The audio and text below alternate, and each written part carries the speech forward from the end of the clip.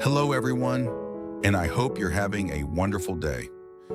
Today, we're diving into an emotional story filled with love, sacrifice, and difficult choices. What happens when a successful CEO finally finds peace and happiness with someone special, only to be forced to choose between his heart and a family-arranged engagement? Will he follow his family's expectations or fight for the person who has quietly become the most important part of his life? Stay with us as we uncover this touching and dramatic journey. And if you enjoy stories like this, don't forget to subscribe to the channel so you won't miss any of our upcoming videos. The gentle morning sunlight filtered through the old wooden window, painting soft golden patterns across the simple dining table. The countryside house was quiet except for the distant sound of birds greeting the new day. A cool breeze drifted through the open doorway, carrying with it the faint scent of ripened rice fields from beyond the garden.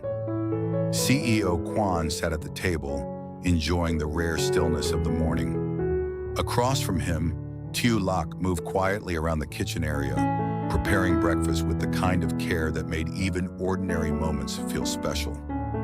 Just then, Quan's phone rang. The sharp sound briefly interrupted the peaceful atmosphere. He glanced at the screen. It was his father. After a brief pause, he answered. "Dad." His father's familiar voice came through the speaker, warm but carrying the unmistakable tone of someone accustomed to being obeyed. "Come home tonight. There's something important we need to discuss." Quan lowered his eyes for a moment. He already knew that anything his father described as important usually involved business, partnerships, or family obligations. Normally, he would have agreed immediately. Normally, he would have rearranged his schedule without hesitation. But today felt different. His gaze slowly shifted toward Ly Tu Tieu. The young man was standing by the stove, stirring a pot of porridge while humming softly to himself. The sight alone made Quan hesitate. "I can't make it back tonight, Dad." A brief silence followed. "What do you mean?" "I already have plans here. Let's talk tomorrow." Another pause. Longer this time.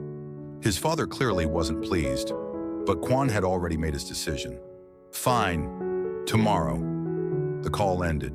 Quan placed the phone down on the table and released a quiet breath. When he looked up again, he found Ly Tu Tieu watching him.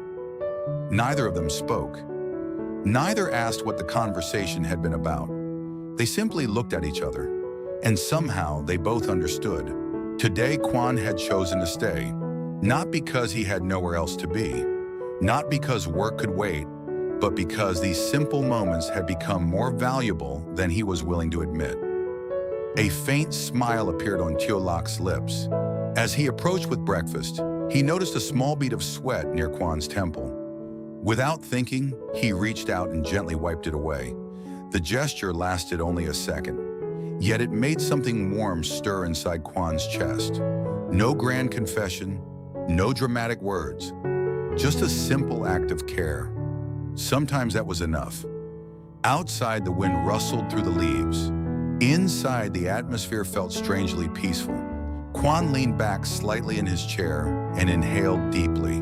The scent of rice fields, fresh soil, morning dew, and breakfast cooking nearby. It was a combination he never experienced in the city. For years, his mornings had consisted of meetings, schedules, financial reports, and endless phone calls.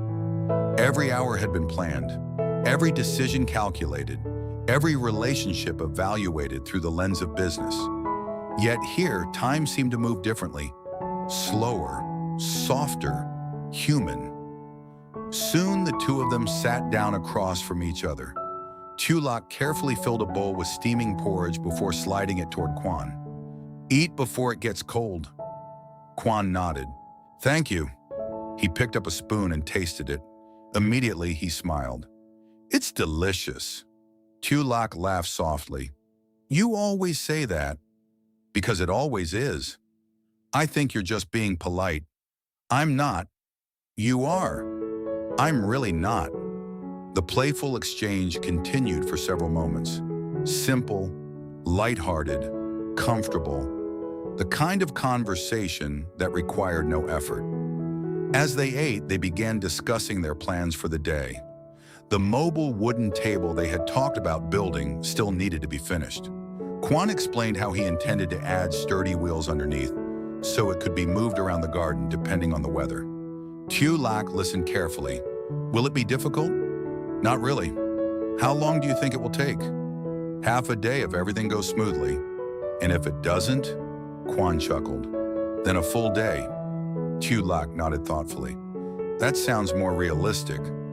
The sound of spoons gently tapping against ceramic bowls blended with birds singing outside. Sunlight continued pouring into the room. For a while, neither felt the need to rush. Quan found himself watching Tu more than he watched his breakfast. There was something calming about the way he moved, the way he concentrated while listening, the way he smiled without realizing it, the way he worried about everyone except himself. Quan couldn't remember the last time he had enjoyed breakfast this much. Perhaps because it wasn't really about the food. It was about the company, the feeling of belonging somewhere, a feeling he rarely experienced despite everything he had achieved. After breakfast, they cleaned up together. Neither mentioned work. Neither talked about deadlines. For once, the outside world felt far away. The garden welcomed them with warm sunlight. Rows of healthy winter melon vines stretched across the soil. Large leaves swayed gently in the breeze. Beneath them, ripe winter melons waited to be harvested. Quan picked up a harvesting knife while Tu carried a woven basket. Watch out for the thorns, Tu reminded him immediately. Quan smiled. I remember. Good. But you're still going to remind me anyway. Of course. Why? Because someone has to. Quan laughed. The sound echoed through the garden. Together they moved between the rows. One melon after another was carefully harvested. Some were surprisingly heavy. Others hid beneath thick layers of leaves. Each discovery brought small moments of satisfaction. The work itself wasn't complicated, but sharing it made it meaningful. As the basket gradually filled, their conversation continued. What are we going to do with all these? Quan asked. Tu looked at the growing harvest. Winter melon tea. All of them. Maybe. That's enough tea for an entire village. Then we'll share it. With who? Anyone who wants some. Quan shook his head. You really would give it all away. Probably. That doesn't surprise me. Tu laughed. A gentle breeze passed through the vines. The morning sun climbed higher. Soon both of them were sweating from the work, yet neither complained. At one point, a thorn scraped lightly across Quan's hand. The injury was barely noticeable, but Tu spotted it immediately. Stop. Quan looked up. What? Your hand. It's fine. Let me see. It's nothing. Show me. Reluctantly, Quan extended his hand. Tu examined the tiny scratch with surprising seriousness. His expression tightened. Be careful. Quan stared at him for a moment. The concern in Tu eyes was genuine. Not because of status, not because of money, not because he expected anything in return. Just concern, pure and uncomplicated. For reasons he couldn't fully explain, that realization affected him more than he expected. I'll survive, Quan joked. That's not the point. Then what's the point? The point is that I don't want you getting hurt. The words were simple, yet they lingered in the air long after they were spoken. Quan looked away first. A small smile appeared on his lips. Understood. The harvest continued. The basket became heavier. The pile of winter melons grew larger, and so did the quiet sense of connection between them. Neither needed to talk constantly. Silence no longer felt awkward. It felt comfortable, like something they had learned together. By late morning, they finally carried the harvest back toward the house. Dark clouds had begun gathering in the distance. The bright blue sky was slowly disappearing beneath layers of gray. A stronger wind swept across the fields. Rain seemed inevitable. Still, neither paid much attention. There was more work waiting. Quan brought stacks of prepared lumber into the yard. The pieces had already been measured and cut. Now they simply needed to be assembled. He rolled up his sleeves and got to work. The rhythmic sound of hammering soon echoed through the property. Meanwhile, Tieu headed into the kitchen. Fresh sugar cane rested beside the sink. Bundles of pandan leaves filled the room with fragrance. The newly harvested winter melons waited to be peeled, sliced, and prepared. Each of them focused on different tasks, yet they remained constantly aware of one another. Every few minutes, Quan glanced toward the kitchen window. Through it, he could see Tieu moving around inside, washing ingredients, preparing tea, organizing supplies. The sight somehow made the work easier. Inside, Tieu occasionally looked toward the yard. The steady rhythm of hammering reassured him. Quan was still there, still working, still staying. For reasons he didn't fully understand, that thought brought comfort. The afternoon passed peacefully. The wooden table slowly took shape. Legs, support beams, wheels, a smooth tabletop. Piece by piece, the project became reality.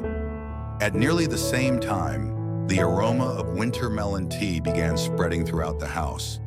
The sweetness of sugar cane mixed with the fragrance of pandan leaves.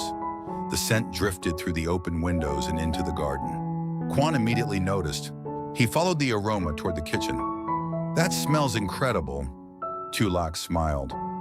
"You haven't even tasted it yet." "I don't need to." "You absolutely do. Trust me." "No," Quan laughed. "Fine, then I'll wait." Steam rose gently from the pot. Outside, the wind continued growing stronger. Dark clouds rolled across the sky. Somewhere in the distance, thunder rumbled softly. Rain was approaching, but neither felt concerned. The table was nearly finished. The tea was almost ready. And for one more quiet afternoon, the outside world seemed unable to reach them. The newly finished wooden table stood proudly beneath the wide canopy of the Sephora tree. Its smooth surface reflected the fading afternoon sunlight, while gentle shadows danced across the ground beneath swaying branches. After hours of work, both Quan and Tieu finally allowed themselves a moment of rest. The garden seemed unusually peaceful. A cool breeze drifted through the yard, carrying the scent of freshly cut grass and distant rice fields. Somewhere beyond the garden fence, birds called to one another as if reluctant to let the day end. Tieu carefully placed 2 steaming cups of winter melon tea on the newly built table. The aroma immediately filled the air. Sweet sugar cane, fresh pandan leaves, the subtle fragrance of winter melon harvested only hours earlier. Everything blended together perfectly. Quan pulled out a chair and sat down. A satisfied smile crossed his face as he looked at the finished table. "I can't believe we actually finished it." Tieu laughed softly. "You built most of it. You helped. I mostly stayed in the kitchen. That still counts." The warmth in Quan's voice made Tieu smile. For a moment, neither spoke. The silence wasn't uncomfortable. It felt natural, comfortable. The kind of silence that only exists between people who genuinely enjoy each other's company. Quan lifted his cup and took a careful sip. The warmth spread through his chest. "This is really good." Tieu raised an eyebrow. "You say everything I make is good." "That's because everything you make is good." "That's impossible." "Then maybe you're just talented." Tieu shook his head with amusement. "You're impossible." "Maybe." The conversation drifted naturally from one topic to another. They talked about the garden, the harvest, the wooden table, future improvements around the house, small things, ordinary things. Yet somehow neither wanted the conversation to end. The afternoon sun gradually softened. Golden light filtered through the leaves above them. The Sephora tree created a gentle shelter from the outside world. For the first time in a long while, Quan felt completely relaxed. No meetings, no contracts, no investors waiting for answers, no endless phone calls demanding attention, just peace. A peace he never knew he needed until he found it here. Across the table, Tieu Lac quietly watched him. There was something different about Quan these past few days. The sharp edges of his usual business persona seemed softer. The tension he normally carried in his shoulders had disappeared. His smile appeared more often. His laughter came easier. And every time Tieu Lac noticed those changes, an unfamiliar warmth settled in his chest. Neither of them spoke about it. Neither dared to. Some feelings were easier to protect when left unspoken. The wind suddenly strengthened.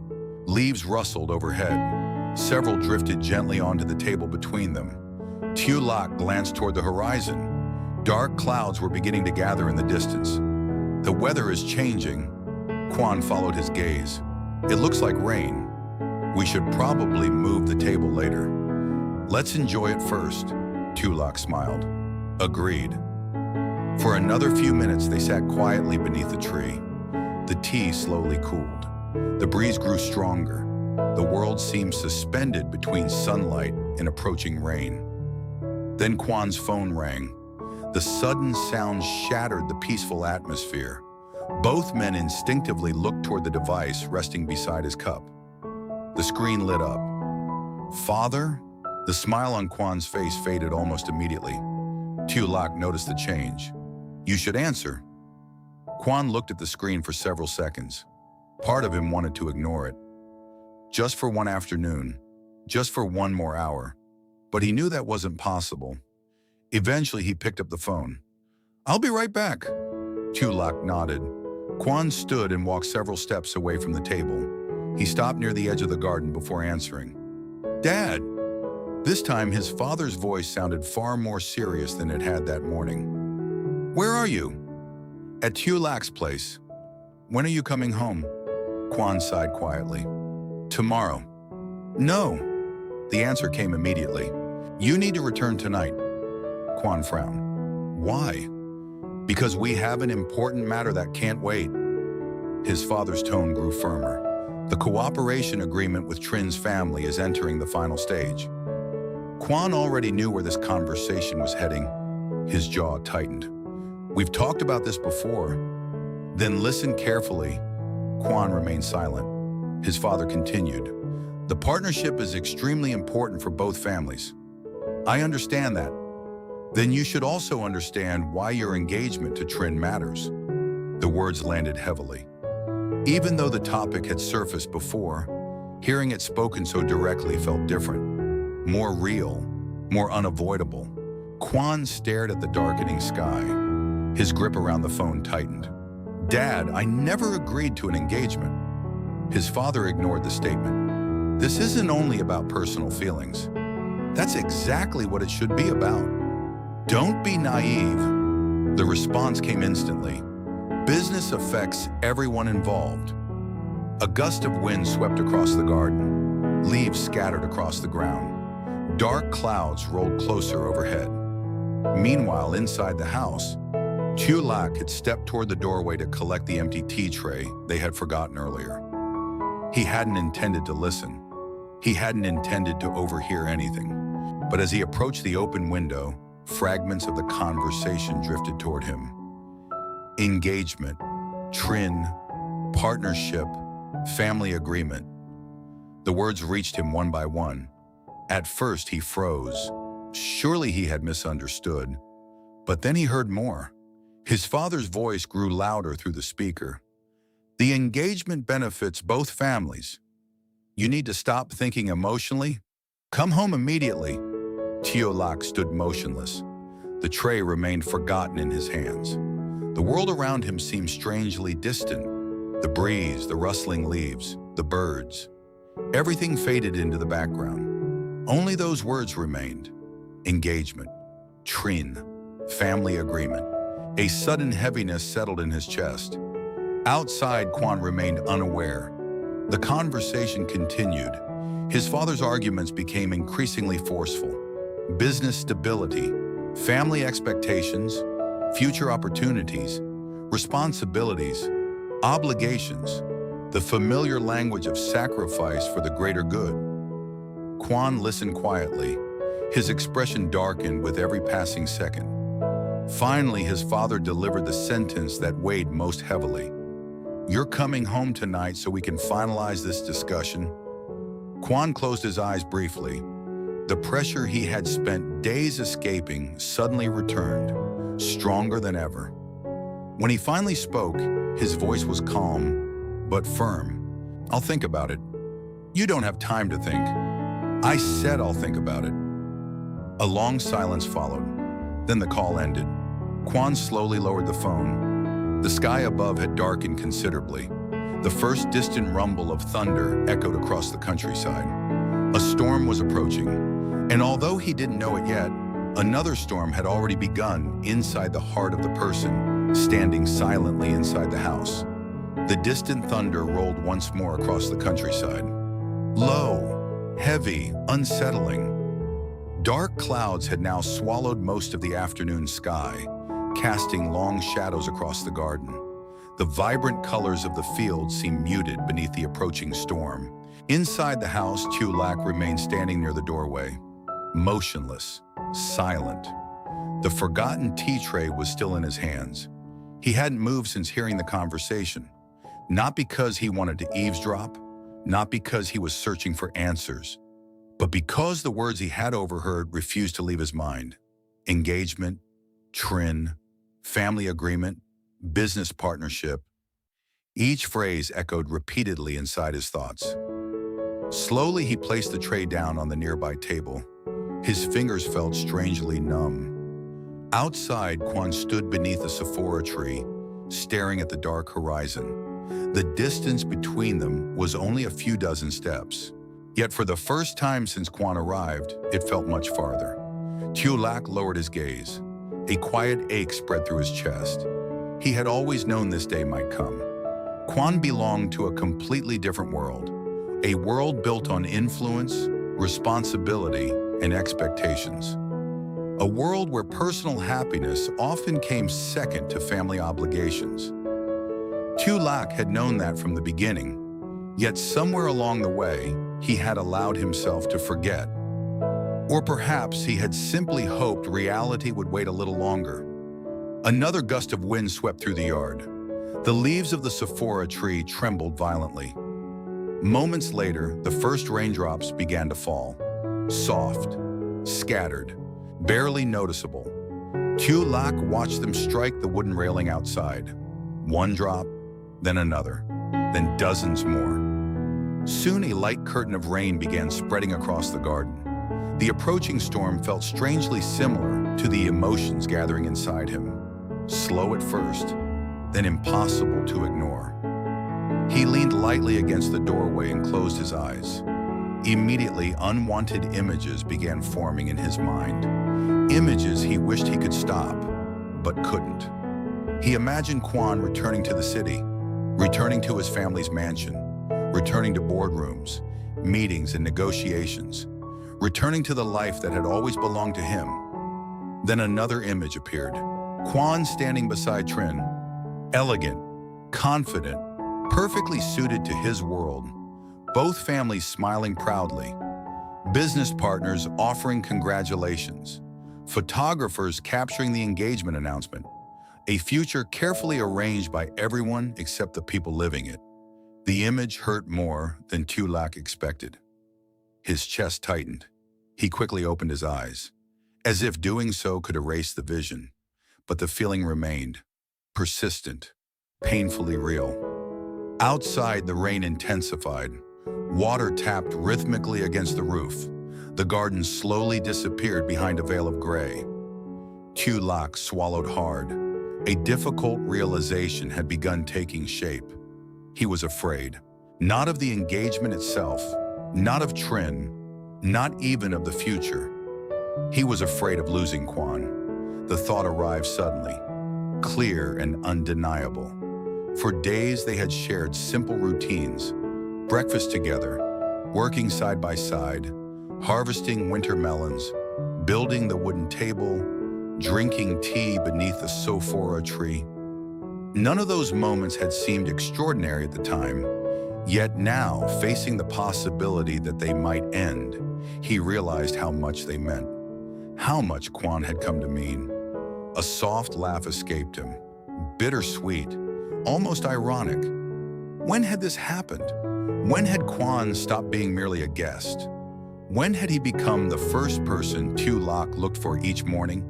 The first person he wanted to share small victories with? The first person whose smile could brighten an entire day? Tu Lac didn't know. Perhaps it hadn't happened all at once. Perhaps it had happened little by little. One conversation, one shared meal, one quiet afternoon at a time, until eventually Quan had become part of his daily life, and now the possibility of losing him felt unbearable. A flash of lightning illuminated the yard. Moments later, thunder cracked loudly overhead. The rain became heavier. Water streamed from the roof in silver sheets. Still, Tu Lac remained standing there, lost in thought, because alongside his fear existed another emotion: concern, deep concern. He knew Quan had been carrying enormous pressure, even before today's phone call. The responsibilities of leadership, the expectations of family, the demands of business, the endless obligation to place everyone else's needs before his own. Tu Lac had seen the exhaustion hidden behind Quan's smiles, the weariness that appeared whenever work was mentioned, the rare moments when his guard slipped, and now those pressures were returning, stronger than ever. A part of Tu Lac desperately wanted Quan to stay, to ignore the phone calls, to forget the engagement, to choose this quiet life beneath a Sephora tree. But another part knew life was never that simple. If Quan stayed because of him, what would happen afterward? Would he lose important opportunities? Would he damage relationships with his family? Would he spend years carrying regret? The questions twisted painfully inside him, because real love, if that was what this feeling had become, wasn't only about wanting someone close, it was also about wanting them to be okay, even if that meant letting them go. The thought brought tears dangerously close to the surface, but Tu Lac blinked them away. Outside, Quan finally turned toward the house. His expression looked distant, heavy, burdened. The call had clearly affected him. Without realizing it, Tu Lac's hand tightened around the doorframe. Seeing Quan like that hurt, more than his own fears, more than his own uncertainty, because despite everything, the person he worried about most was still Quan. The rain continued falling. Quan slowly began walking back toward the house. His footsteps splashed through shallow puddles forming across the yard. By the time he reached the porch, his shoulders were damp. Several strands of hair clung to his forehead. For a brief moment, neither spoke. The sound of rain filled the silence between them. Quan looked at him carefully. Something felt different. He couldn't explain why, but he sensed it immediately, as though an invisible wall had appeared. Tu Lac. His voice was soft, gentle. The familiar concern in it almost made Tu Lac look away. Instead, he forced a small smile. "I'm fine." Quan studied him. The smile didn't reach his eyes. That worried him. "You heard the conversation." It wasn't a question. Tu Lac hesitated, then nodded. "A little." The rain drummed steadily against the roof overhead. Neither moved. Neither looked away. Finally, Tu Lac lowered his gaze. "You should do what makes you think is right." Quan remained silent.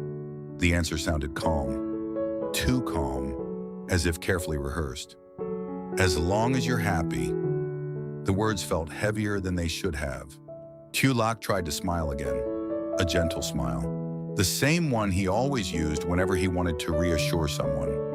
But this time it was harder, because beneath it lived fear and sadness and uncertainty. Quan noticed all of it, every hidden emotion, every tiny crack. The realization tightened something inside his chest. For the first time since the phone call ended, his thoughts shifted away from business, away from expectations, away from family pressure. Instead, he found himself focusing entirely on the person standing in front of him, the person who looked more affected by the situation than he was willing to admit. Another flash of lightning illuminated the porch. The Sephora tree swayed violently in the storm. Rainwater flowed through the garden paths they had walked together earlier that morning.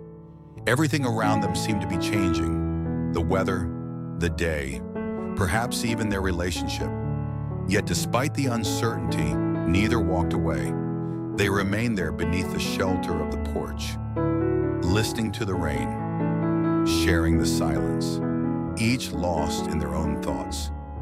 Neither knew what tomorrow would bring, whether Quan would return home, whether the engagement discussion would continue, whether circumstances would force them apart. The future remained hidden behind clouds neither could see through.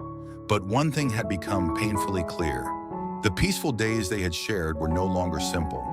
Because somewhere between breakfasts, harvests, wooden tables, and cups of tea, their hearts had quietly become involved.